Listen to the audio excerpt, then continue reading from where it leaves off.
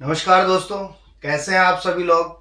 आशा करता हूं आप सभी ठीक होंगे, स्वस्थ होंगे और मौज कर रहे होंगे। आज हमारा फिर से एक टॉपिक रहेगा और वो टॉपिक बायोस्टैटिक्स पे रहेगा। बायोस्टैटिक्स से रिलेटेड कुछ टॉपिक अपन पहले पढ़ चुके हैं, जैसे समांतर माध्य हो गया, पाई चित्र हो गई, बारंबारता सारणी हो गई, और आज उसी से रिलेटेड एक नया टॉपिक लेके आए, मानक विचलन। देखो, मानक विचलन अपन कह सकते हैं वर्ग का माध्य विचलन, वर्ग का माध्य विचलन, या हम इसी से रिलेटेड एक और नाम ले सकते हैं परमाप विचलन, या इसी से रिलेटेड एक और नाम ले सकते हैं मानक त्रुटि। ये सब अपने पास में किसके नाम है? मानक विचलन के। और इंग्लिश में बात करें तो इसको अपन कहते हैं स्टैंडर्ड डेविएशन। क्या कहेंगे? Standard deviation. वही बात करें कि मानक विचलन है क्या, तो सीधी सी बात है, जो समानांतर माध्य हमने पढ़ा था पिछले टॉपिक में, तो समानांतर माध्य, और इस समानांतर माध्य से जो विचलन के दौरान या वर्गमूल का जो मध्यमान निकाला जाता है उसे ही हम क्या कहते हैं? मानक विचलन कहते हैं। या ये कह सकते हैं कि मानक विचलन निकालने के लिए हमें किसकी आवश्यकता होगी? समांतर माध्य की आवश्यकता होगी, अन्यथा मानक विचलन नहीं निकलेगा। ठीक है, तो इसी प्रकार हम बात करें कि ये जो मानक विचलन होता है इसको हम सिग्मा के द्वारा दर्शाते हैं। किसके द्वारा दर्शाते हैं? सिग्मा के द्वारा दर्शाते हैं। और वहीं अगर इसके फॉर्मूले की बात करें तो इसका फॉर्मूला हो जाएगा x minus x bar square upon n, लेकिन साथ में क्या लगेगा? Under root. ठीक है, ये इसका क्या हो जाएगा? फॉर्मूला हो जाएगा। जैसे कि अपन ने एक एग्जाम्पल ले रखा है, कुछ आंकड़े अपने पास में दिए गए हैं, इन आंकड़ों का हमें क्या निकालना है? माध्य विचलन। तो देखो, आंकड़ों के रूप में 11, 12, 13, 14, 15, 16, 17, 18, 19, 20 और 21, इन आंकड़ों का हमें क्या निकालना है? माध्य विचलन। तो देखो, एक सारणी टेबल क्रिएट करते हैं, तो हमने यहां लिख दिया क्रम संख्या।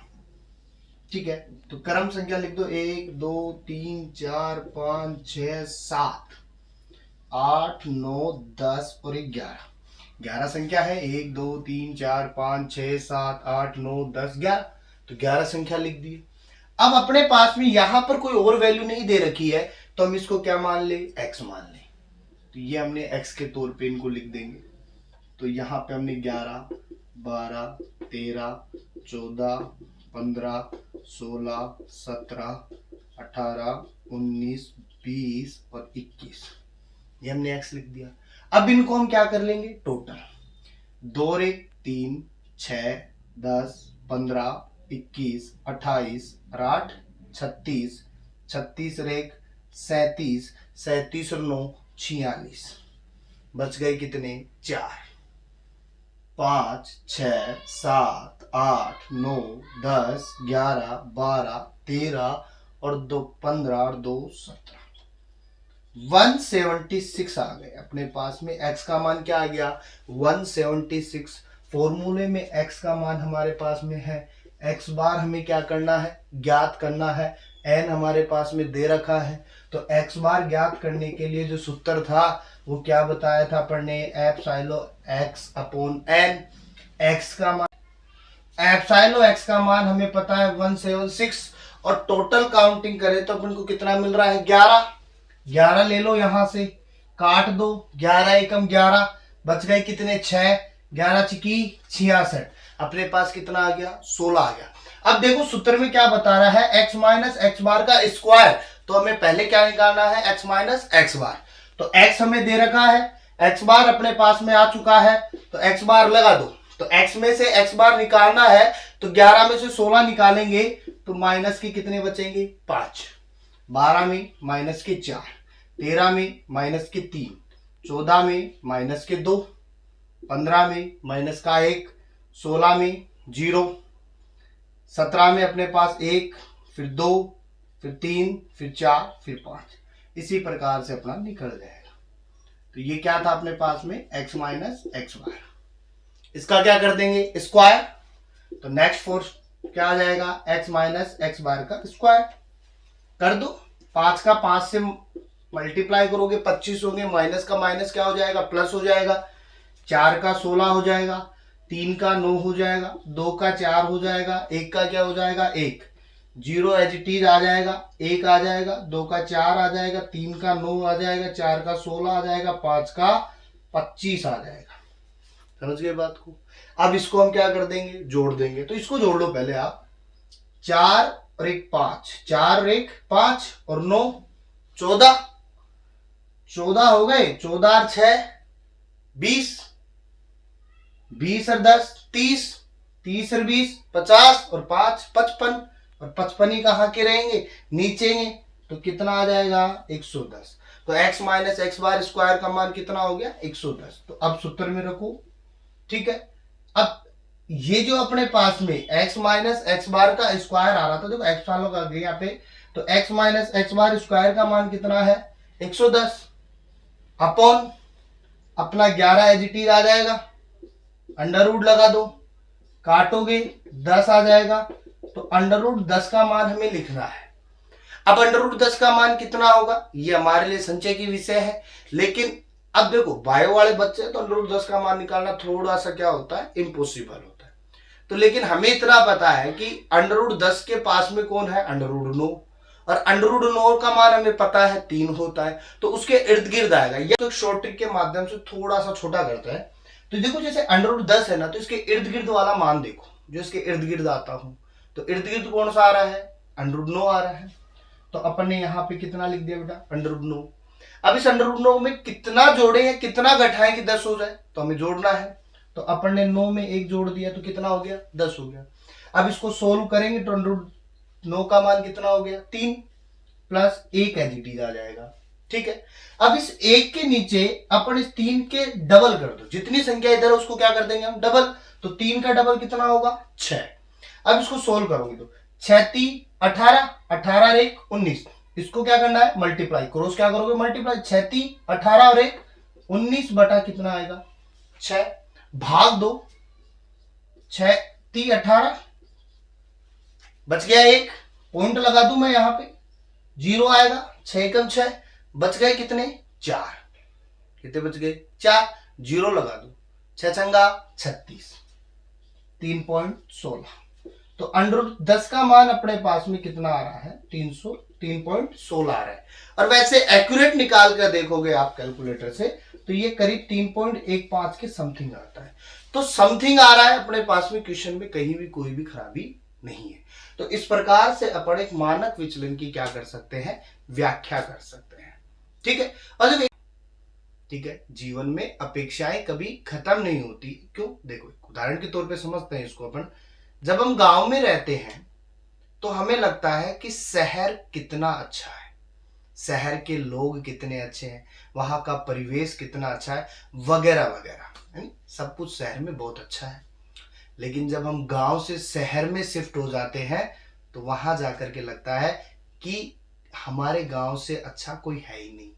तो अपेक्षाएं जीवन में कभी भी कम खत्म नहीं होती, हमेशा जारी रहती है, ठीक है। तो इसका एक छोटा सा स्क्रीनशॉट लीजिएगा।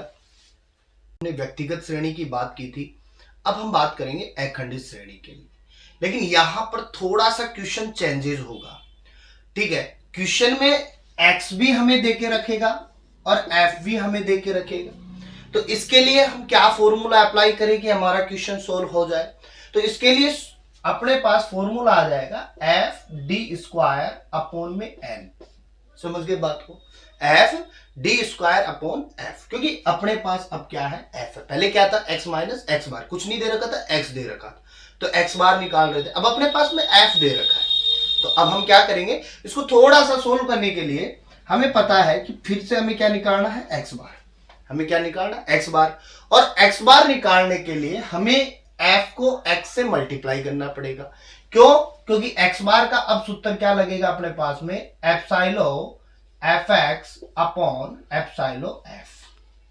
समझ गए बात। तो पहले तो अपन एफ को क्या कर ले, ऐड कर ले। देखो 7 और 3 10 और 8 18 से 24 और 4 28 और 2 30, तो n बराबर कितना हो गया 30, या f बराबर कितना हो गया 30 हो गया। इसका क्या निकालेंगे एफ एक्स, तो f और x मल्टीप्लाई कर दो इनका। तो 7 को 0 से करेंगे तो 0, 7 चौक 28, बच गया कितना 2, 7 एकम 7 और 2 9, कितना हो गया 980। उसी प्रकार 3 5 15, बच गया कितना 1, 3 चौक 12 और 1 13, बच गया कितना 1, 3 एकम 3 और 1 435। उसी प्रकार 0 8 5 40 की 0, बच गया कितना 4, 8 एकम 8 और 4 12। उसी प्रकार 6 5 30, बच गया कितना 3, 6 5 30 और 3 33, बच गया कितना 3, 6 एकम 6 और 3 930। 0 6 चौका 24 का चौको, बच गो कितो 2, 4 एकम 4 और 2 6। उसी प्रकार 2 5 10, बच गया कितना 1, 2 चौकी 12 और 1 13, बच गया कितना 1, 2 एकम 2 और 1 3। इसका हम क्या करेंगे भाई, ऐड कर दो, तो अपना क्या आ जाएगा एप्सिलॉन एफ एक्स की वैल्यू। अब इसको हम क्या करेंगे ऐड करने के लिए हम देखो सीधा 5 का 5 आ गया, 8 और 3 11 और 3 14 और 4 18 और 3 21, बच गया कितना 2, 2 और 3 5, 5 और 6 11, 11 और 9 20, 20 और 2 22, 22 और 4 26, 26 और 9 35, 35 का 5, बच गया कितना 3, 3 और 1 4, टोटल कितना आ गया 45 15। एक्स बार के अंदर लगा दो आप 45 15 बटा में 30, 30 का भाग 45 15 में आप दोगे तो आपका आता है 150.5। कितना आ गया 150.5 सेंटीमीटर आ गया। अब देखो एक सीधी सी बात है, हमें क्वेश्चन को बढ़ाने की बजाय कठिन बनाने की बजाय सरल बना सकते हैं। हमें पता है अगर पॉइंटों में कोई वैल्यू होती है तो या तो बढ़ करके आती है या क्या आती है कम होगी। अगर अपने पास में यहाँ पे 0.6 होता, कितना होता 0.6 होता, तो मैं इसको कितना मान लेता 151 मान लेता। समझ रहे हो बात को, अगर 0.6 है तो मैं उससे बड़ी संख्या मान सकता हूं, और अगर 0.5 है तो मैं इसको 150 भी मान सकता हूं और 151 भी मान सकता हूं। कितना मान सकता हूं 150 भी मान सकता हूं और 151 भी मान सकता हूं, मेरे ऊपर सहूलियत है। अपन बता सकते हैं कि x बार बराबर 150.5 लगभग 150 के। मुझे बात, अगर देखो सीधी सी बात है, किसी की भी परसेंटेज हम पूछते हैं, अगर किसी की 40.66 बनी है तो कभी भी 40.66 ना बता करके 41 बताता है। अगर किसी की 80.66 बनी है तो वो 81 बताएगा, ना कि 80 बताएगा। अगर 80.5 बनी है तो भी वो 81 बताएगा, 80.3 बनी है तो भी वो 81 ही बताएगा। समझ रहे हो बात को। लेकिन अपने पास में 0.5 से कम है तो वो लोअर में गिनी जाएगी, और 0.5 से बढ़कर है तो किसमें गिनी जाएगी हायर में। और 0.5 है तो अपने अकॉर्डिंग डाल लो, इसमें डालना है तो इसमें डाल लो, उसमें डालना है तो उसमें। अपन कितना मान के चल रहे हैं 150 मान के चल रहे हैं, तो देखो मैं x माइनस एक्स बार बराबर में क्या बता दूं d बता दूं। समझ गए बात को। तो x की वैल्यू कितनी है 140 और x बार की वैल्यू कितनी ले रहा हूं 150। तो 140 में से 150 निकालोगे तो माइनस के 10, 45 में करोगे माइनस के 5, 150 में 150 गया 0, फिर 5, फिर 10, फिर 15। समझ गए बात को। उसी प्रकार इस क्वेश्चन को और हल करने के लिए x माइनस एक्स बार का स्क्वायर बराबर में आप क्या कर दोगे डी स्क्वायर कर दो।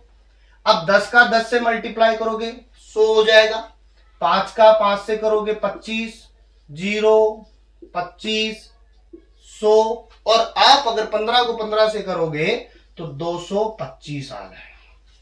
समझ गए बात को। माइनस माइनस क्या हो गया प्लस हो गया। अब डी स्क्वायर भी अपने पास में है, एफ भी है, सूत्र क्या कहता है F D square upon N.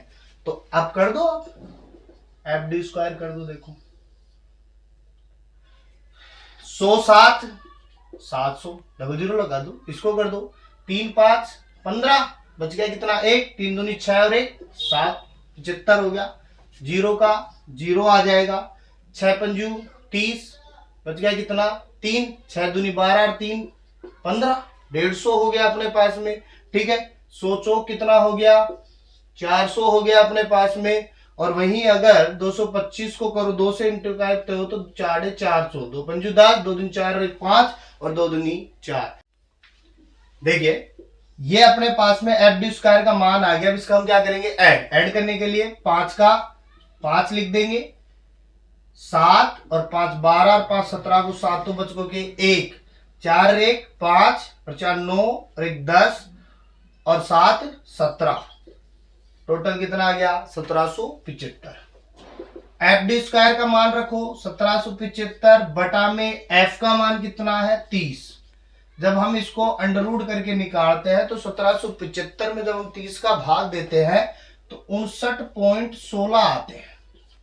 वही बात फिर से दोहरा रहा हूं मैं, अगर 0.16 है तो मैं इसको 59 मान लूंगा, तो हम लिख सकते हैं इसको अंडर रूट 59। देखो 60 मानने की जरूरत नहीं है क्योंकि 50 से क्या है कम है। 51 होता तो मैं 61 मानता, कोई दिक्कत नहीं थी, लेकिन मैं इसको कितना मान रहा हूं 59 मान रहा हूं। कितना मान लूंगा 59 मानूंगा। अब इस 59 का अंडर रूट अगर आप निकालते हो तो अपने पास में 7.69 आता है। कितना अंडर रूट 59 का मान कितना आ गया 7.69 आ गया। चाहो तो अपन इसको शॉर्ट ट्रिक के माध्यम से इसको निकाल भी सकते हैं कि किस प्रकार है।